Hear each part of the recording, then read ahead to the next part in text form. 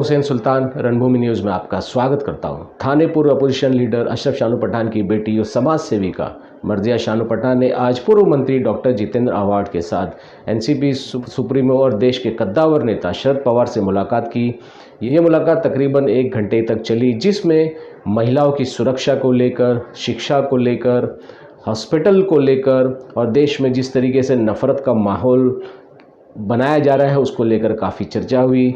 वहीं इस मुलाकात के बाद मर्जिया शानू पठान ने पत्रकारों से मुलाकात की और उन्होंने पत्रकारों को बताया कि ये काफ़ी अच्छी मुलाकात रही, जिसमें एक 85 साल के एक बुज़ुर्ग में आज भी इतना जोश दिखाई दे रहा है, जिसने महिलाओं को 50% रिजर्वेशन दिलाया है और आज भी वो संघर्ष कर रहे हैं।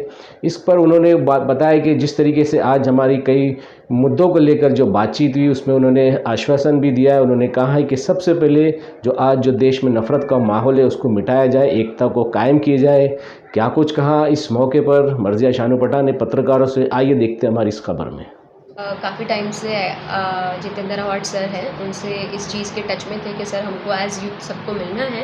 तो आव्हाड अंकल ने हमको फ़ौरन ही बिना देर किए हमको सबको फ़ौरन उन्होंने मीटिंग एक अरेंज करवा के दी और हमको काफ़ी टाइम बैठकर वहाँ पर उनके साथ डिस्कशन करने मिली।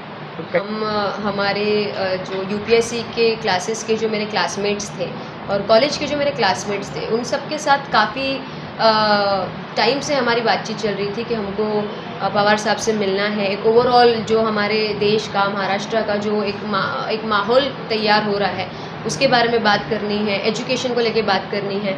तो हम सोच के तो गए थे कि हम को एटलीस्ट 15 मिनट 10-15 मिनट भी मिल जाए तो हम एक मोटा बात कर लें। But luckily he is a legend as people say. हमको पूरा 1 घंटा उनसे बात करने का मौका मिला और हमने 1-1.5 घंटा उनसे आराम से बैठकर एजुकेशन, हेल्थ केयर, जो भी डेवलपमेंट है, वुमेन एम्पावरमेंट, ये सारी चीज़ों के बारे में हमने उनसे बहुत बात की, एकदम जम के बात की कि कैसे इम्प्लीमेंट किया जा सकता है। कि अभी तक के हम अगर स्टेम एजुकेशन के बारे में भी सोचें, साइंस टेक्नोलॉजी ये सब के बारे में भी, हम बड़ी एजुकेशंस के बारे में भी सोचें, तो पर अभी तक की बेसिक एजुकेशन भी फुलफिल नहीं हो पा रही है। बच्चों की लोग ड्रॉप आउट हो रहे हैं, गर्ल्स ड्रॉप आउट हो रहे हैं, women security, safety, health care के म्यूनसिपल हॉस्पिटल्स को कैसे मैनेज होना चाहिए, क्यों कैसा फेलियर हो रहा है। तो जब हमने बात की तो हमने तो अपने पक्ष रखे, बट हम गए थे कि हमको कुछ मार्गदर्शन मिले पवार सर से, क्योंकि वो एक, आप समझो, एक 83-85 ईयर्स के एक इंसान जिसने पूरी लाइफ संघर्ष किए, हर चीज़ के लिए फ़ाइट की, हर चीज़ के लिए डट के अपना पॉइंट ऑफ व्यू रखा, जिन्होंने वुमेन के 50% रिजर्वेशन लाने की पहल उन्होंने करी। तो उनसे हमको राय मशवरा चाहिए था कि हम कैसे लेके आगे बढ़े यूथ के लिए क्या मैसेज देना चाहते हैं वो। हमने एज ए यूथ अपनी तो बात रखी, पर हमको उनसे सबसे जो एक महत्वपूर्ण बात जानने को मिली, सीखने को मिली, उन्होंने एक बात बोली कि डेवलपमेंट तो अभी डेवलपमेंट तो ठीक है, नीड ऑफ द आवर है ही, बट अभी जो सबसे ज़्यादा ज़रूरी है और जो सबसे बड़ा मुद्दा है वो जो है वो कम्युनलिज्म है।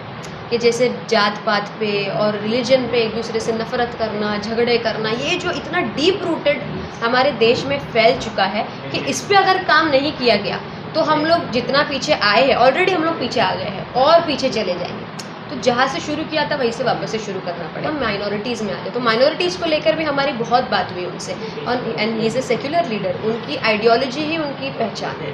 तो उन्होंने यही कहा कि यूथ, अभी हमारी generation is the last generation, क्योंकि हमारी सिलेबस में हम लोग पास आउट 2014 से पहले पास आउट है हम लोग 10th, तो उस टाइम पे एनसीईआरटी के सिलेबस कुछ बदला नहीं गया था। तो हमने जो पढ़ा लिखा, हमने एकता और सेक्युलरिज्म और ये सब उस टाइम पे उतना हाइप पे नहीं था। इट ऑल केम आफ्टर 2015-16 ये सारी चीज़ें आना ज़्यादा चालू हुई। तो हमारे बाद की जो जनरेशन है वो अभी, जैसे एक हमारे कलीग है जो हमारी टीम में जो यूपीएससी पुणे से ही कर रहे हैं, वो बताते हैं कि वहाँ पे कैसे ओपनली इंस्टीट्यूशंस में लोगों को इस्लामोफोबिया के बारे में सिखाया जाता है, लोग कितना ओपनली हेट को वहाँ पर फैला रहे हैं। तो ये सारी चीज़ों के बारे में आती है कि यूथ, अगर जो हमारी जनरेशन के लोग हैं, अगर बाहर आके अमन की बात नहीं करेंगे, अगर पीस और सेक्युलरिज्म नहीं फैलाया गया, तो डेवलपमेंट तो छोड़ ही दो। फिर डेवलपमेंट तो छोड़ दो, अगर आप सेफ और सिक्योर ही नहीं फील करते हो अपनी कंट्री में एक दूसरे के साथ, तो डेवलपमेंट कहाँ से होगा। ये सारी चीज़ों को लेके हमारी उनसे बहुत देर तक बात हुई, बहुत कुछ हमको उनसे सीखने के लिए मिला।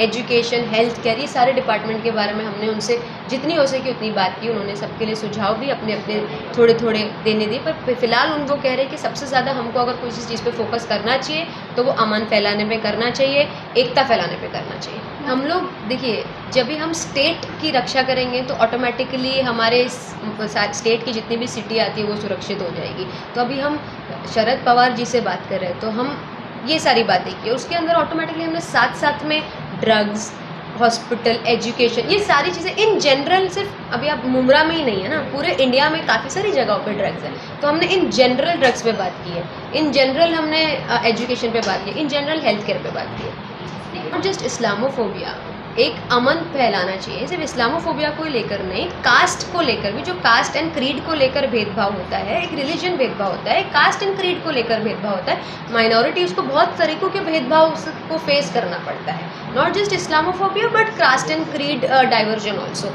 तो उस पर काम करना ज़रूरी है। तो हम कोशिश करेंगे अभी कि यूथ को जोड़कर इस पर काम किया जाए। काउंसलिंग करना शुरू तो वहाँ से ही करना पड़ेगा, एजुकेट करना, अवेयरनेस क्रिएट करना, इससे ज़्यादा हम क्या ही कर सकते हैं।